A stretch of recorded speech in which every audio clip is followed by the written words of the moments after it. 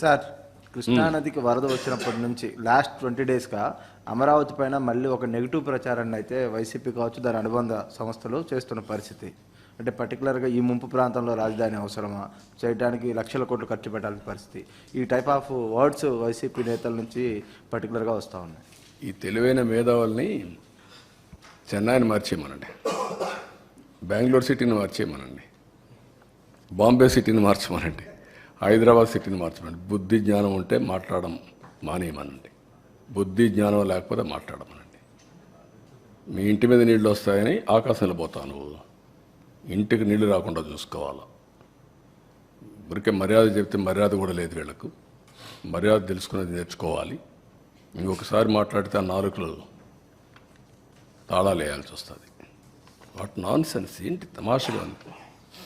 ఇన్నింటి వాస్తవాలు లెక్క పెట్టుకుంటూ రాజకీయం కోసం అసహ్యమైన రాజకీయాలు చేస్తారు.